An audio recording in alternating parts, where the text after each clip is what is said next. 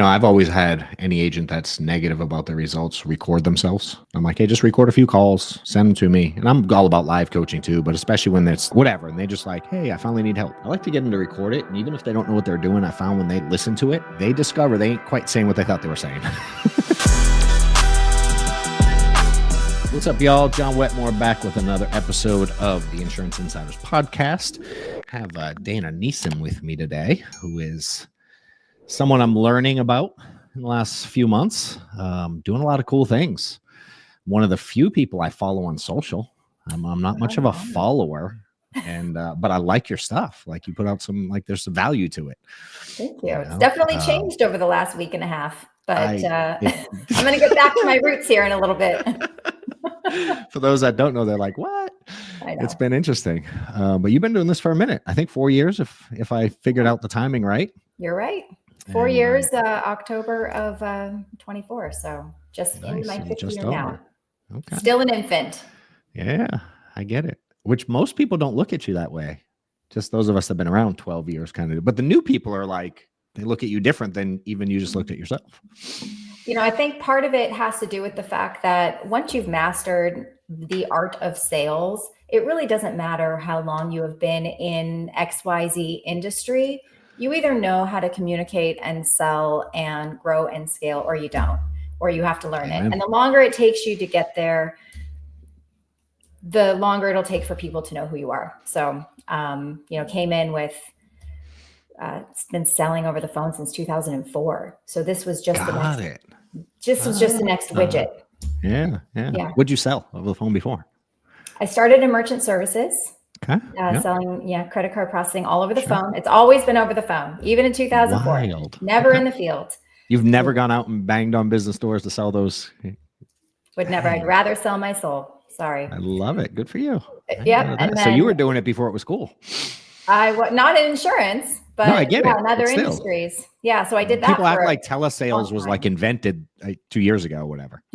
Definitely was not. So I started my career in merchant services, really learned the work ethic and what it takes to master just the muscle memory of telesales in that industry, because that's for people trying to go from field to phone, sitting for extended periods of time and doing a monotonous routine over and over and over again is actually just a skill by itself. So I really learned and mastered that there. And then I got married, had kids, took some time off, and then got back into it. And I sold leads to real estate agents and brokers at a big company that everybody's heard of. Everybody has the app. And I was there for almost 7 years. And so I've only really had 3 careers. I'm not a job hopper. There's only certain reasons why I would have an exit strategy. And so I'm here for the long run, unless it blows up. So if you were selling leads before, now you're on this end of it. And I know you're building a team. Mm-hmm. And in the insurance world, people love to complain about leads or look for the magic lead. You're on both sides of this deal. Yeah. Now I wasn't the one in the marketing department. Yeah.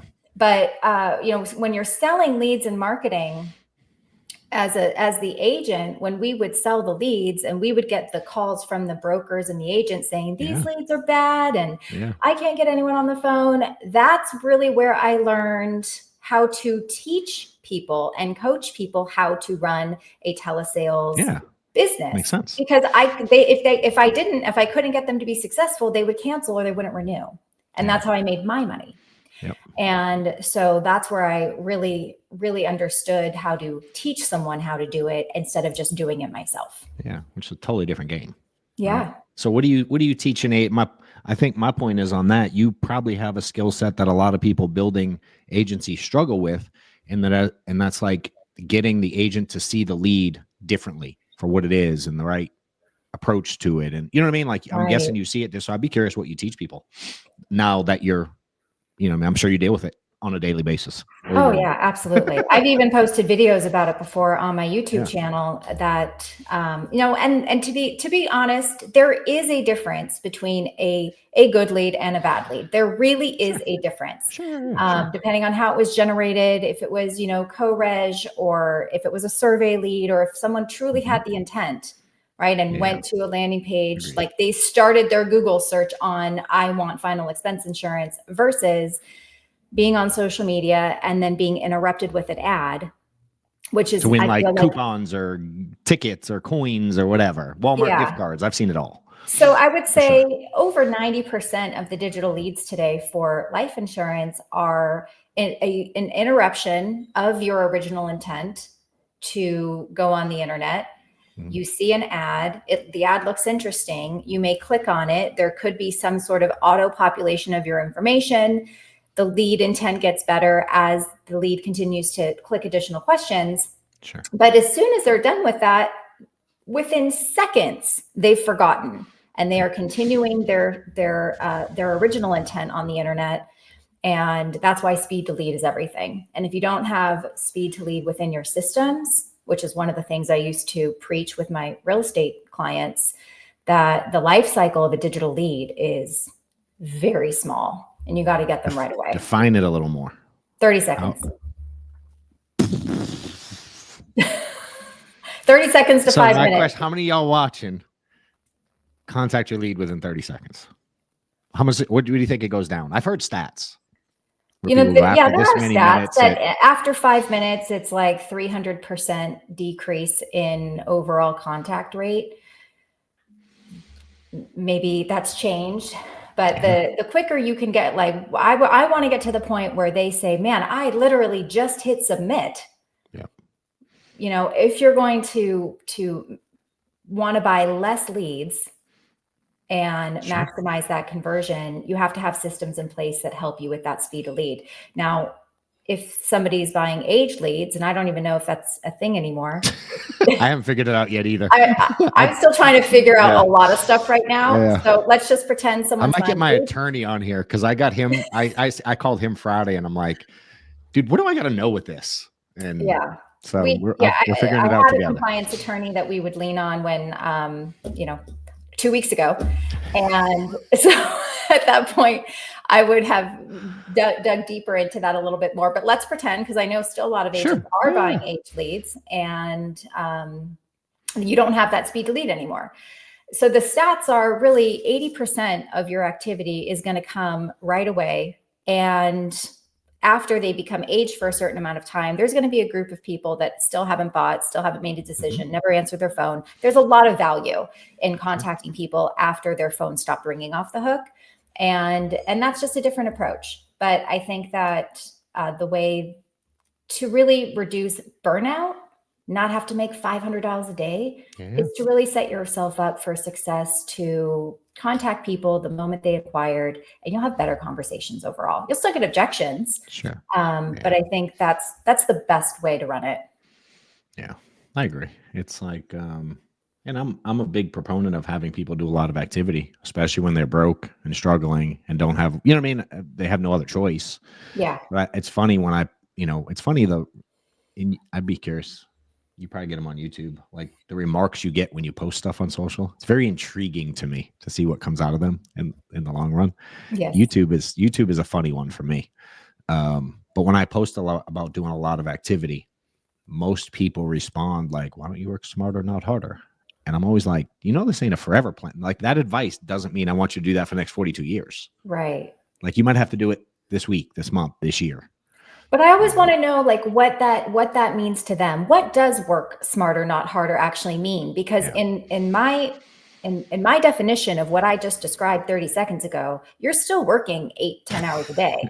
Correct. So what does that actually mean to you? Is that 4 to 6 hours? Is that what you mean, work smarter, not harder? Because if you want to be very successful in any business, you still have to outwork people.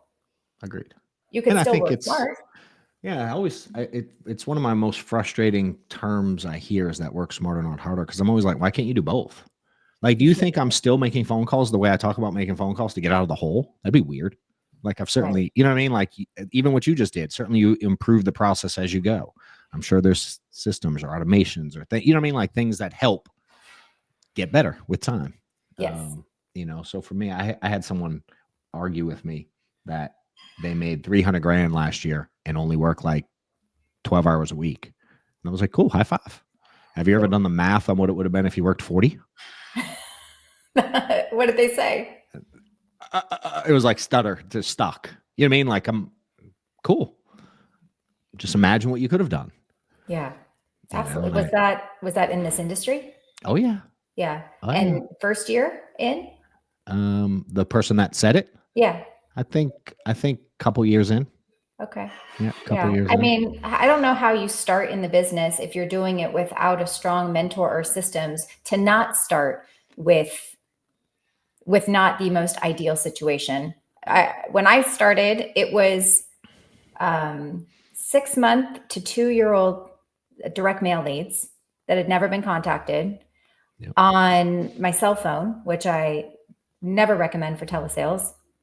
And I still made it happen because I would not stop until I was able to figure it out. And those figuring it out steps are part of the process. Yeah.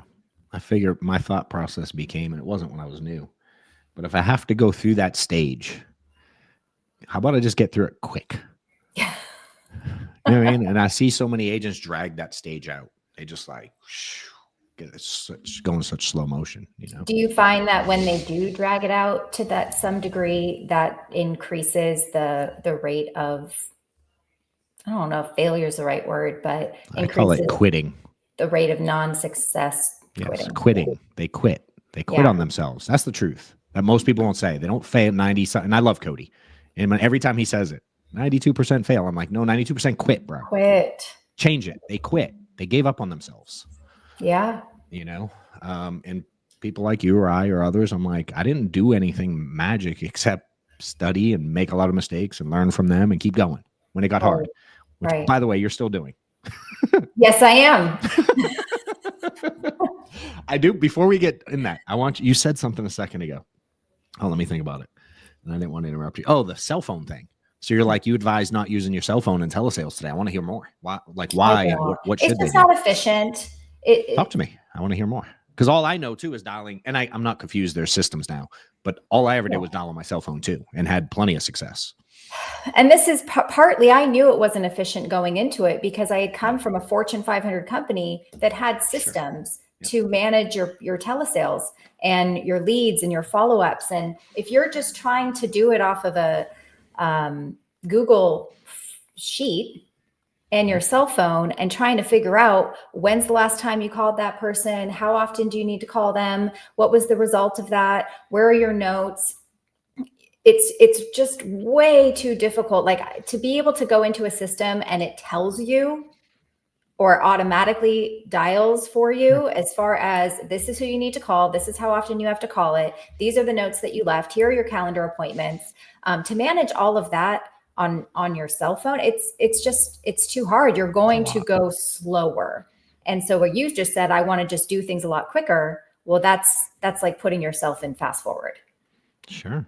Do you have anything that like everyday people can use that's easy that you recommend? I think most people could be very successful just using the wave dialer and go high level. That's like the most common, easiest thing that anybody can do immediately.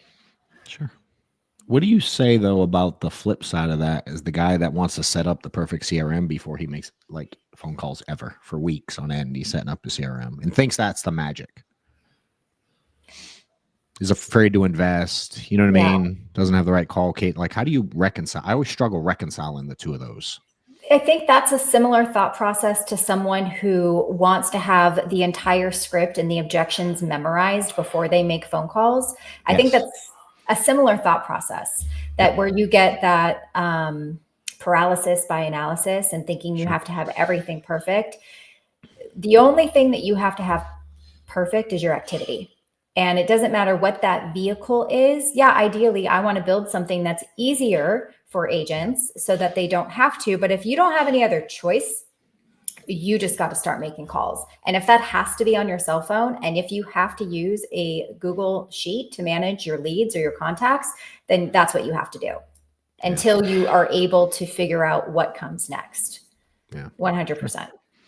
Yeah, I get it. And sometimes I get stuck with people that are like, I'm no good on the computer and technology makes their head want to explode. And I'm like, dude, grab a crayon and a napkin and just tally marks, bro. If you have 400 tally marks at the end of the day, you're probably doing a lot. If you have 16, you're not. You know what I mean? Yeah. So it's like learning how to balance it. That activity, having the conversations, understanding how to talk to people, those are the fundamentals that will allow you to just continue to improve as you get those systems. Yeah. Just a kick in the ass. I love John Wetmore for that. So yeah, great event.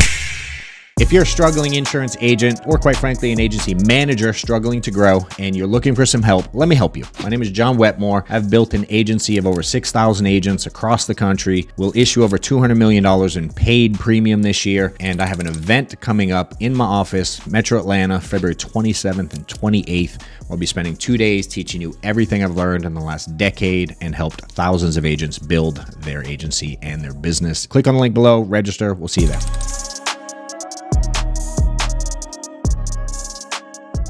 One of the things I swear, I'm like going for it because I'm almost positive I saw this on yours. Is the talk time thing yours? I mean, talk time is a huge KPI. I thought I it saw that on yours because I'm a big numbers like 60-second phone call, 60 an hour, 10 to 600. Like I do it that way. But when I get people to look at it by minutes, the way you word it, I saw that on your social and I'm like, dude, I wish I worded it that way many times. When I help people set goals, and because I had systems in place that would allow me to have complete visibility to their activity, I could see what we would do is I would look at maybe a 2-month or a 3-month period, or even if they were brand new, I could look at maybe 3 weeks of activity. And we could say, okay, right now, based on the amount of talk time you have and the amount of sales you've done, it's going to take you 6 hours of talk time to do one sale. Yeah. Or it'll take you 2 hours of talk time to do one sale, because the numbers don't lie. And you can build out a whole business model based on what you're doing. So I'll have people say, well, I want to sell 3 or 4 deals a day, right? That's pretty common. Or I want to at least sell 2 deals a day, or I want to sell 1, whatever it is. Yep. Perfect. Let's go see what you're currently doing. So I'll pull it up and I'll have people that it'll take them 5 hours of talk time to get 1 sale. Yep. So I'll ask them, so John, if you want to do 3 deals a day, how many hours of talk time do you have to do per day to get 3 sales? Yeah. So are your goals realistic, or maybe do we need to take a look at your calls and your sales process? Because unless we can shrink your talk time to sales ratio, you will not get there. Yeah. Yeah. I love the phrasing. I always would go like 1 call on average takes a minute because most don't pick up. So if I did 200 dials, I'm like, all right, 60, 120, 180. You had like 3.5 hours talking to people. Mm-hmm. But I like the talk time things. I've always tried to get people to understand, like if there were a timer going, and you're literally doing that.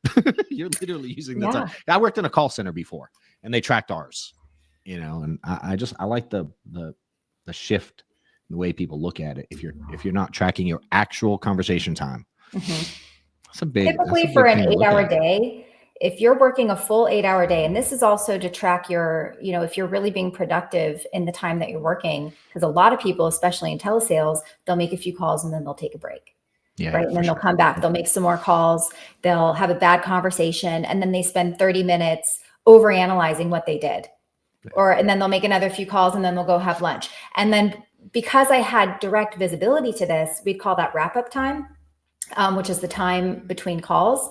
Yep. When they're overanalyzing or going to do whatever, God knows what.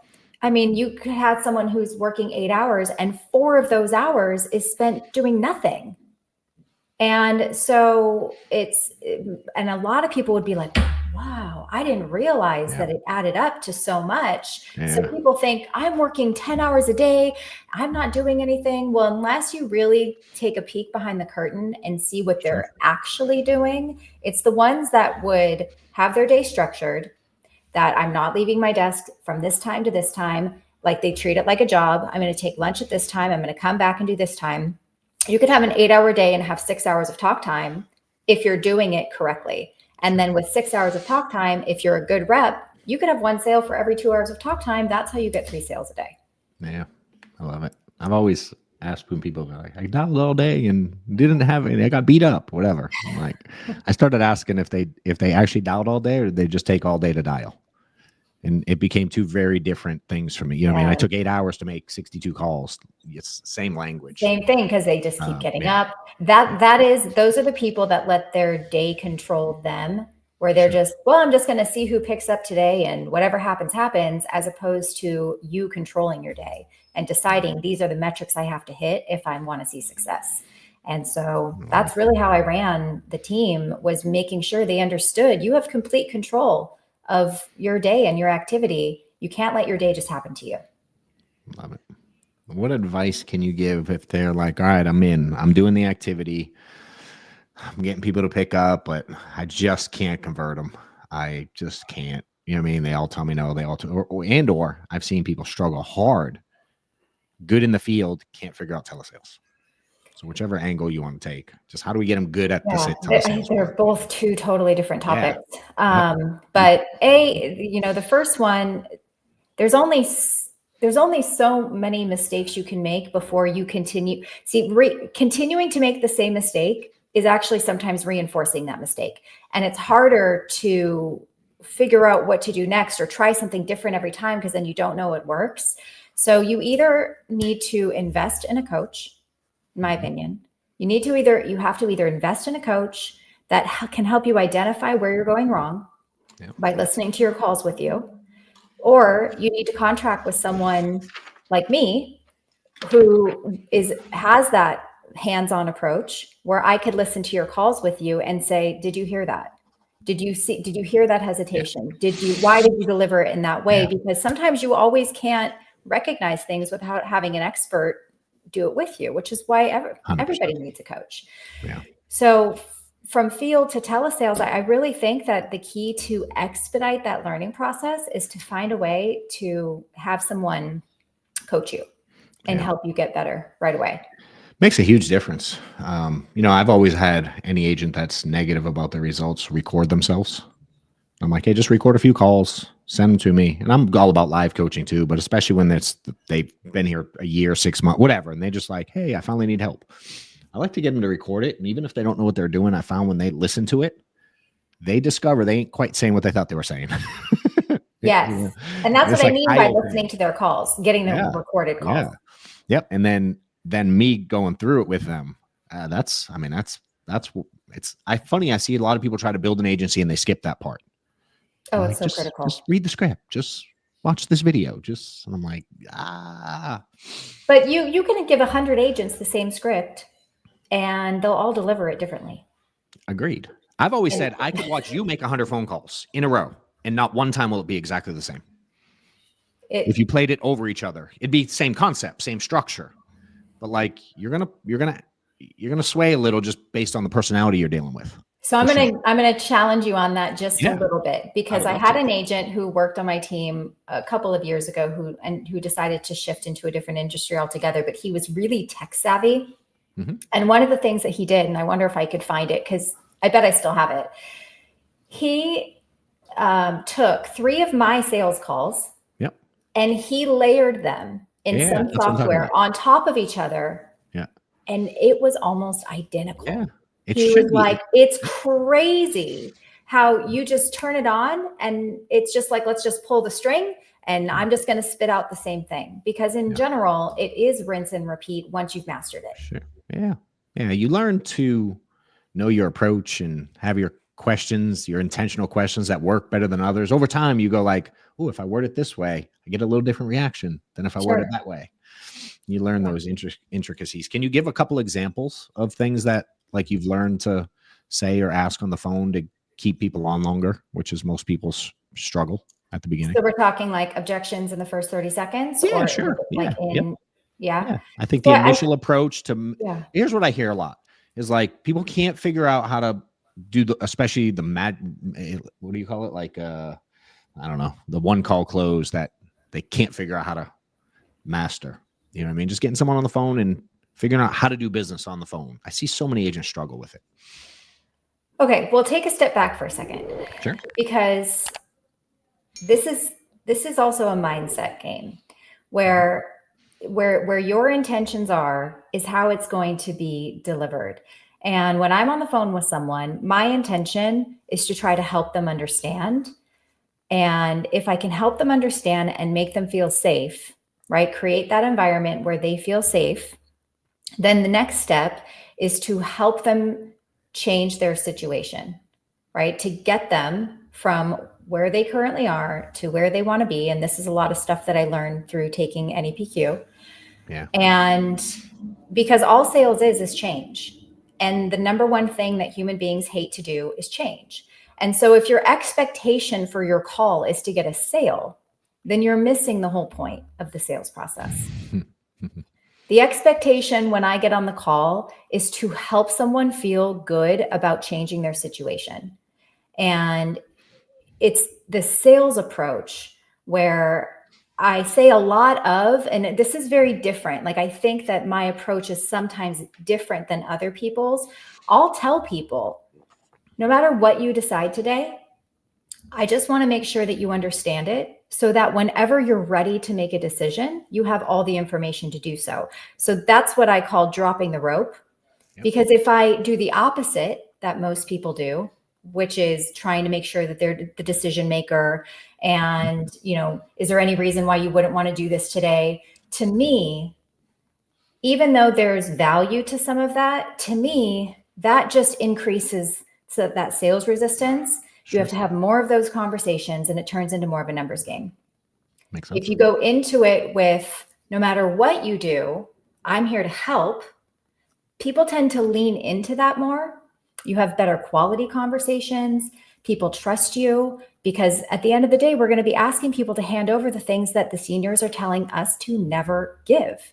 Don't ever give your social. Don't ever give your bank account. And so if I need to ask for that information at the end, I need to create a place where they feel comfortable giving that to me. And it's not about qualifying. It's about making the decision to change their situation and protect their family. And so I have a very different approach than I think some people do. It's less of the assumptive going for it, and it's more of like you're going to educate them, and there's nothing wrong with the assumptive approach either, right? It's just different. Yeah. What I've learned about this game is like a lot of things work. It's the ones that do it consistently and intentionally over a long period of time that tend to be the ones that stick around and make a good living from it. And here's really where I had an aha moment at the end of last year, where it kind of changed, like good approach, bad approach, like one way versus the other way is the right way or the wrong way. Sure. The common theme behind everybody who's successful, regardless of their approach, is that they have good communication skills. Yeah. And if you can just be a good communicator, a good listener, you have empathy, and you are knowledgeable about what you're doing, you just have to find a sales process that speaks to you that makes sense. But too many people do all their communication like this, and then they get on the phone with someone and they don't even know how to talk. Yeah. Right? And underneath all of that's the problem that I'm finding is what we're really dealing with is just a fundamental lack of communication skills. Just basic ass communication. Really, right? I mean, if you really think about it, it's not about like the NEPQ approach or the assumptive approach. Like we just got to get these people, out of their own way and complete a sentence without stuttering. It's funny. So what do you think about field sales to telesales? Because I've noticed a lot of people over the years. I've had my license 14 years. I've seen a lot of people not be able to complete a sentence, make a lot of money in the field. Okay. and then they go to telesales and it's like, go back to the field, bro. Go back. So in fairness, right? I've never knocked a door. I've seen it the other way too. So yeah, I've never knocked a door. Nor do I really ever want to, although I think that would be a fun content video if I ever wanted to humiliate myself in the field. Thought about it. I'll come record it. Yeah, for sure. I would for sure find a way to record it. But the thing about telesales is it's harder. Yeah. It's hard, and it's harder because the only thing we have is our voice. We don't have presenting ourselves. We don't have some beautiful marketing materials. We're not wearing a badge. Like, we can text things over and we can send someone to a website, but it's more difficult unless, you decide you want to do virtual sales over maybe some sort of Zoom platform. But if you're selling final expense, not mortgage protection or annuities or IULs, the final expense market, which is where I'm going to continue to initially transition anyways, that's really hard. Yeah. Right? A lot of them don't even have an email address. Yeah, it's true. That's true. So aside from the initial thing you mentioned, like the approach, the mindset going towards the leads, what do you see as the most common mistakes that you can fix for agents once they approach it the right way and they're on the phone? It's like, what advice can you give people on the things they probably need to change to make more sales? And you just said after they've mastered the activity? Meaning, yeah, let's assume they got a decent amount of activity, right? And now they understand the approach you mentioned a few minutes ago, right? All right, I got to go into this thing differently. They're like, oh, I like that style better. I'm going to approach it that way. It's like, all right, now what? Yeah. So at that point is where it starts to get fun, because once you've mastered the activity and you're having conversations, because that's the hardest part, is just getting in the activity and having the conversations. And once you've mastered that, then it's just about figuring out where you're going wrong. And I don't know how to fix it on your own if you're not going to have someone help you do it. That is why I invested myself into a coaching system. So I'm a believer in coaching. You have a coaching program, Sure. And people are investing with you because you've already made the mistakes. You've already figured it out. You already have the keys to the kingdom. Yep. And so in order to be more productive and sell more, I think you just need to be coached. Yeah. What are some common ones that you see over and over again? Just working with as many agents as you have, some commonalities that they do wrong, you think? They quote too quickly. Okay. Let's talk about that. This is one of my favorite topics. Is it? I gave out 8 quotes today and didn't sell anything. The faster money comes out of your mouth, the higher the chances you'll get an objection, because you've created no emotional attachment. You've created no sense of urgency, again, to want to make that change. So the money, the decision already has to be made to make a change before you give a quote.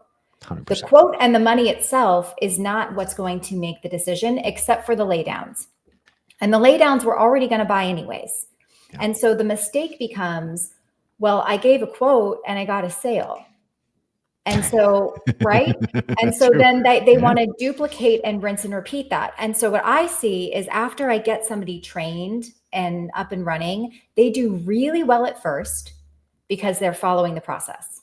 Mm-hmm. And then what happens is they take a dip and they call that a sales slump. I don't believe in sales slumps. Sales slumps are created because you stop doing what worked in the first place by taking shortcuts. And those shortcuts may have led to some sales. And then you're reinforcing bad habits, which you take into your future calls. And then what happens is these presentations are taking too long. I want to sell more in less time. Yeah. And so they cut things out. And they ask health questions too soon. They give quotes right away. And they get all these, they have just a graveyard of follow-ups. Why does that happen? You listen to the calls and they're taking shortcuts. Yeah, and so quoting too soon and not going through the sales process is the number one thing that I see why they are, stop selling or aren't selling enough. Yeah, I agree. It's an interesting thing to get people to recognize where the sale was made. Like, actually, you know what I mean? It's intriguing. It's wild to teach people to recognize that and how to, you know what I mean? It can be tough. You can feel it too. Once you've really mastered it, yeah, okay, this is definitely someone and at that point, it doesn't even become, it just becomes how much. Yeah, for sure. Yeah. I remember getting to a point where I figured it out and I'm like, I got it to where I felt like 80% of the time I was certain. And the Yeah. other 20, I'm like, it's kind of a coin flip. Let's see what happens.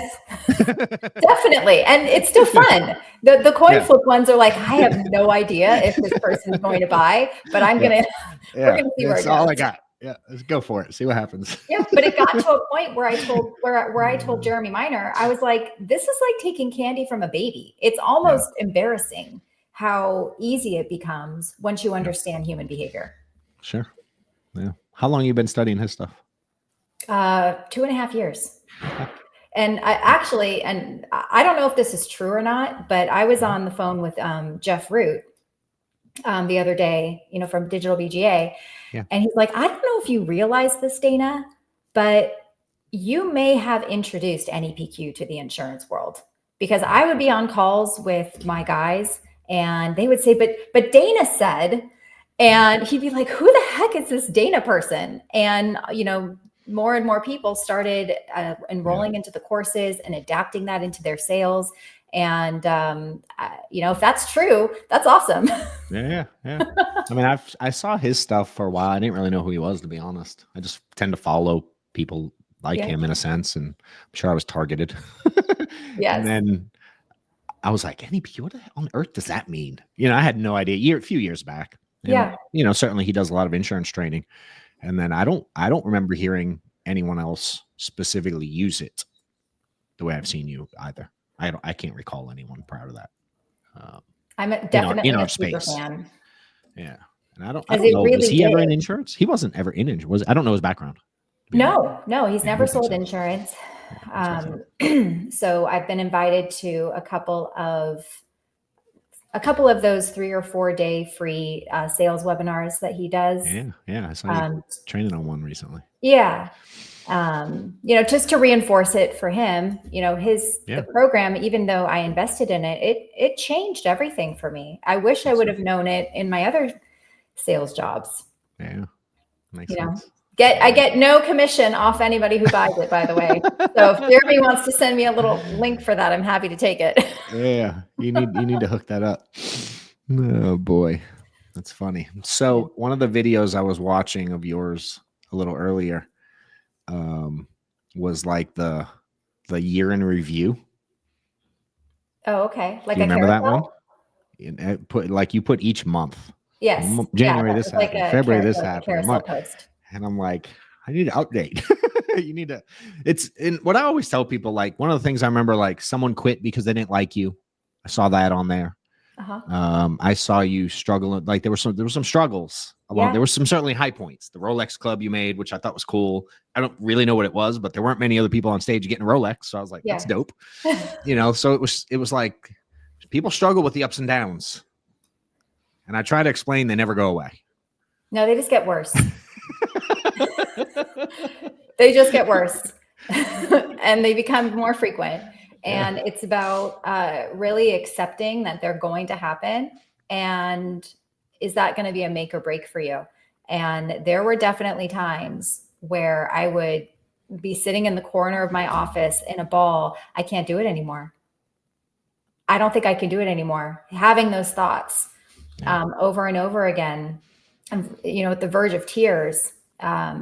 And you somehow make your way through it. And in 48 hours, everything's great again. Happens. So it's funny. Sometimes it leads to things, many times, almost always, it leads to something you didn't see coming. Yeah. You know what I mean? So it's like, and I watched you most recently, like, go from like a tough, frustrated to like, how can I make this positive? Like, really quick. Very quick. You didn't hang on to that down very long. It was about 24, maybe 36 hours max. Yeah. Which is kind of my life cycle for how I take negative situations, things that feel like they could break you, because you can't control it. So if you're not going to be able to control the situation, the only thing you can control is your reaction to it. And that's what I've really learned to master, is that I allow myself to feel whatever shitty thing it is that I have to feel, process it, and decide, okay, what am I going to do now? How am I going to change my situation, or how am I going to fix this or make it better? And you just got to move forward. Like, you have no other choice but to move forward. Yeah. It is that simple. it's wild watching how many people can't make it that simple. And I think also that that's why if you've ever studied, and I want to study this more, what makes the top 1% the top 1%? Yeah. I have to imagine your reaction to adversity has to be one of those things that go into what makes a top 1% a top 1%. Yeah, I agree. I think it's high up there. I'd say, looking back at my career of that, I was really bad at that early. It's one of the things I share a lot is I was super emotional and I would let things drag out and keep me down for a long time. And now it's gotten so far to the other end. I almost like find like joy in the weirdest way in hard things because I know something dope's coming. I don't even know how to explain that to most people because they think I'm nuts. But I'm like, I feel like you can kind of see that. And I go like, cool. Again, I do get frustrated most days of the week still. Yes. But I'm like, something good's going to come from this. I'm convinced of it every time we have a rough patch. And I even tell my team, I'm like, yo, something good's coming from. They'll be annoyed. I'm like, I want to kill him too, but something good's coming. Yes. Yeah. And You almost have to think that way to survive. Yeah. It's like a survival skill. Yeah, it's true. I think I saw something on yours that said something about connecting the dots, if I remember right. Because it's like I get the luxury of looking backwards. That wasn't my own. Now. That was a Jeff Bezos quote. Was it? That I had written down at the end of 2024. So let me find it. Yeah, I'm curious. Because it's like when people go through stuff, you get the luxury of looking back on a career and then you can connect the dots easily. But like, you don't know where the current dot is taking you. You don't. You can only look back. But yeah, if you can find it, it was somewhere on your Instagram that I saw it. It was in that post. So it was, it wasn't Jeff Bezos. It was Steve Jobs. Oh, okay. So it said, you can't connect the dots looking forward. You can only connect them looking backwards. So you have to trust that the dots will somehow connect in your future. Amen. I couldn't have said it like that. Yeah. And those are the people we need to learn from. Yeah, it's true. It's I think it's important for a lot of people to put themselves around others. And you certainly do that. That can help with the way you look at things and think about things. And these conversations are normal when you're in the right crowd. Yeah. And too many people don't give themselves a seat at the table to have those conversations, to do the networking and be around the right crowd. I think too many people just hibernate and hide and gatekeep and not put themselves out there, so that when they have to make a shift, it's like, where do you go? Who do you talk to? You haven't used your platform or your voice to know who to reach out to. And I think that's the biggest gift that I gave myself, is putting myself out there and connecting with people in the space, so that in catastrophic situations, oh my God, I had so many people I could reach out to help me figure out what the next steps are. Yeah. You got a hell of a lot going on right now. How close are you to letting the world know? Probably be out before this podcast is out. I was just going to ask you, when is this going to air? I don't know the answer because I'm not in charge of it, but no sooner than next Monday. But I think there's another one before you, I think. Granted, I kind of run the place, so I can make it whatever you want. Yeah, that's fine. So here's the timeline. Today is January 20th, the point of this conversation. Yep. On the evening of January 7th, which was 2 weeks ago tomorrow, the evening of January 7th, I found out that I had to dismantle my team the next day. Yeah. Tomorrow you're done. Yeah. So Wednesday the 8th, I had to tell the team. Thursday the 9th, my video posted on YouTube about it. And basically from Friday, Saturday, and Sunday, the 10th, 11th, and 12th, I had booked 20 appointments for myself for the following week of who to talk to. So all of last week, I was back to back to back to back to back to back. That's cool. Figuring out who I wanted to align with next, what I wanted to do, who is that going to look like. And I am on the final stages of my new partnership. And if all goes well, I will be flying out to visit said partnership Thursday. Oh, so before this is out. Yeah, cool. Yeah, this Thursday I'll be flying. And it feels like, you ever seen in like the NBA where they're like, or the college, they're like, which hat they're gonna wear? Yes. It feels like for you. You should do something like that. Well, I'm doing a launch party, right? So, and that was at the advice of my friend David Dillard, cool. who I know that guy. I see him on. Is he a workout dude? Ain't he? I feel like a lot of guys in this industry are workout dudes, but no, he's a motivational speaker. Yeah, I've seen him. I'm trying to think how I can place him. So he's been in the insurance industry for a decade, 10 years. You know what? We're supposed to connect. He was supposed to be on the podcast recently. I think he's local to me ish. He's incredible. I've heard he's cool. Incredible. Yeah, I had him on my channel, and then I had him be a guest speaker on one of my Monday sales meetings. And then I reciprocated and I did a training for some agents that he coaches. But anyway, he gave me the idea to launch a exclusive virtual launch party. And so I'm finishing that, landing page and funnel today and tomorrow. I'll be having people start registering for it this week. And the plan is to have the launch party next Monday, a week from today. So that will be the first time I will announce it, and it'll be private before it goes public. And then on top of that, the first 25 agents and agencies that partner with me will get an exclusive founders agreement with me. So I'm creating some momentum. I'm creating some exclusivity, creating some buzz, and really capitalizing on everything that's happening right now, because you have to, or people are going to forget about you. 100%. So it's fair to say social media has been pretty relevant and important in your world. Yeah. And I'm still not capitalizing it as much as I should. I've literally only been doing this on Instagram stories. And I know that half of my audience is on YouTube and they're not even on Instagram. Oh, no way. So, got it. Yeah, I have to get it out there too. Yeah. It's learning this marketing in social media thing's interesting to see where it can take you and things, opportunity. It's been wild. I'm just figuring it out. I just do a lot of content and kind of happens over time, but believe it or not, I've never, ever, ever created a funnel myself.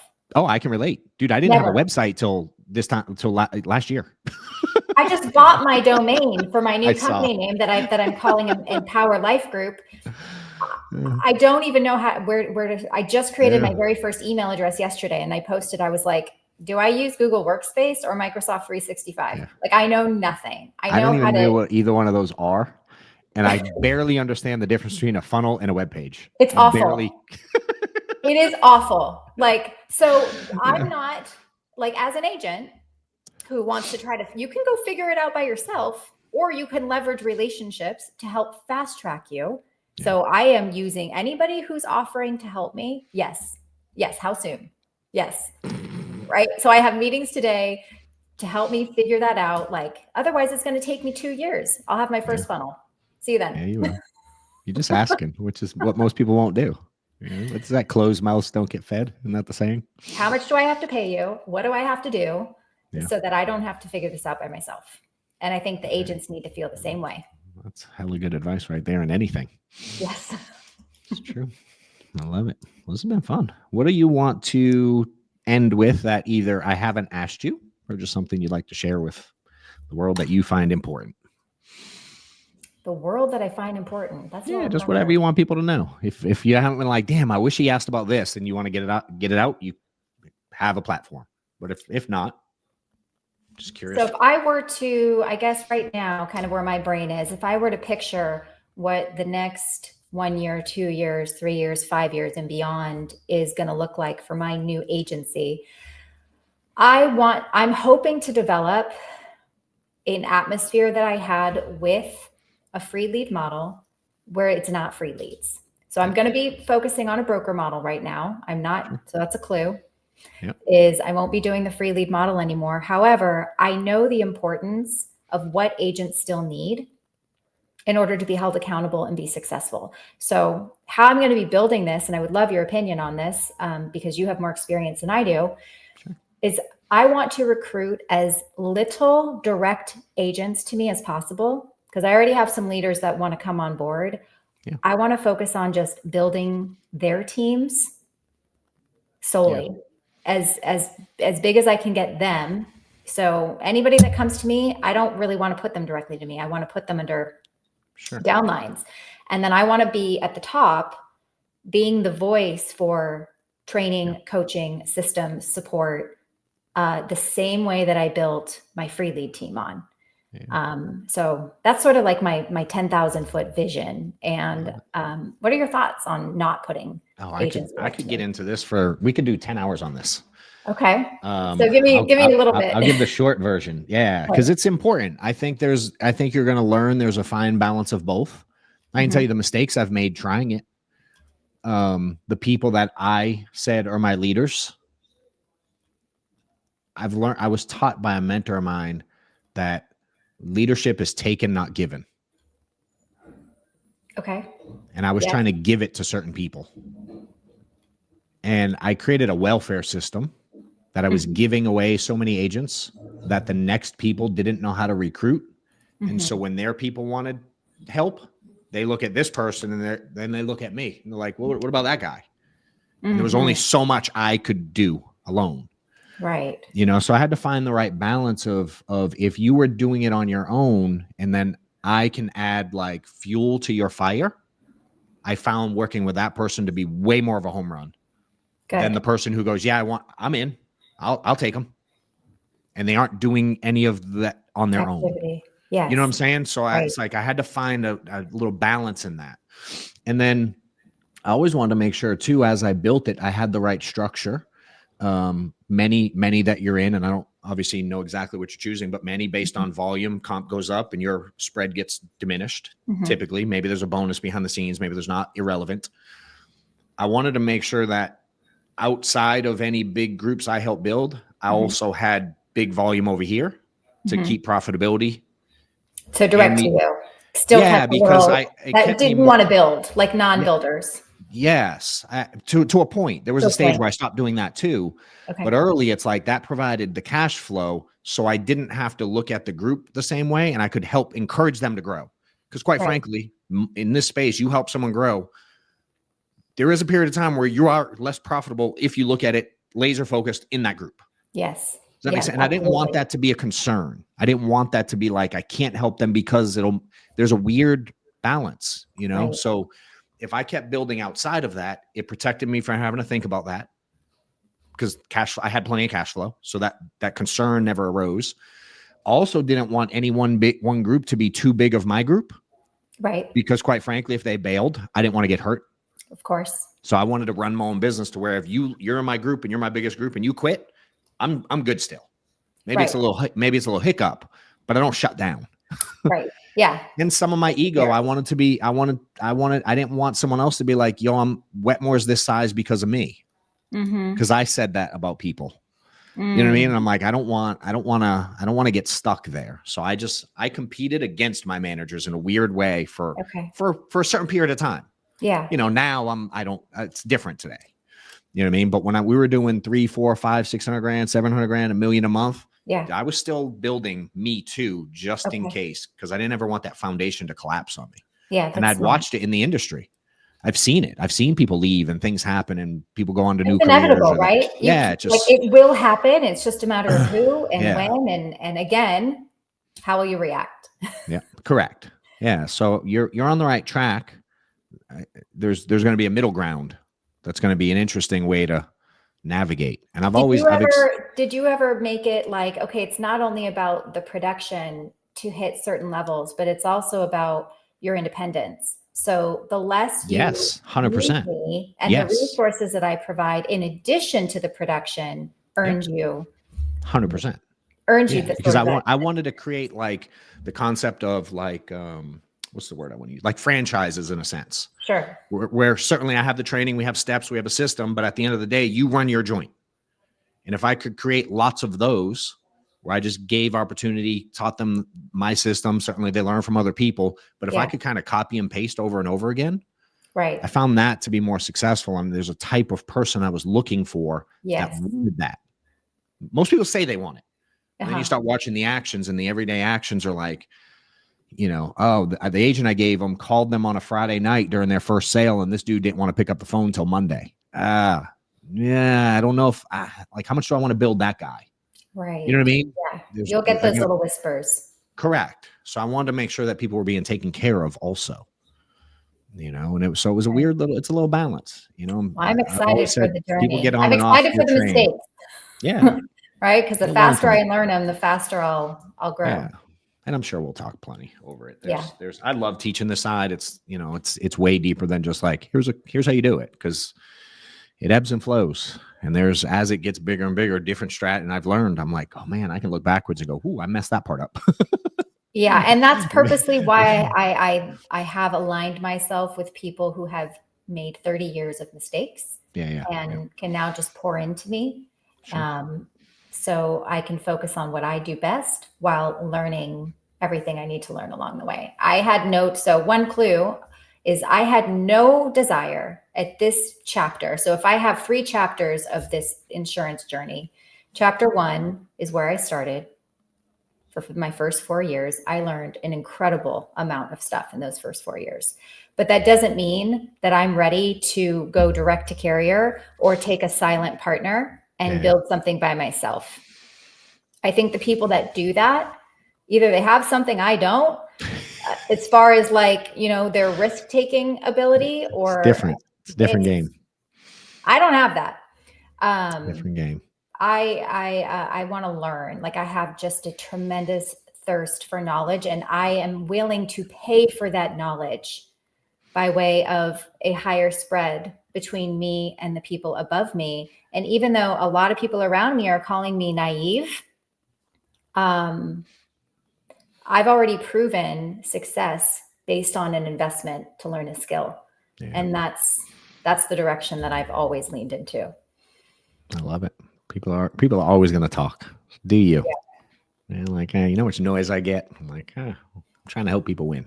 At the end of the day, it's my journey. It's nobody else's. And you do you. I love it. Well, it's been fun. I'm sure we'll chat soon. Wish you the best on your journey, and thanks for sharing. Appreciate your time. And thanks for having me. We'll put links of all your stuff in here as well. So you're not hard to find on social though. So appreciate you, girl. Hope you have a good day. Hey, thanks for watching the latest episode. I appreciate you. If you will do me a favor, certainly like this video channel, subscribe to it. And if you wouldn't mind, whatever podcast network you listen to these on, if you wouldn't mind going and leaving a review, that will help me greatly get the word out to more and more people. Appreciate you.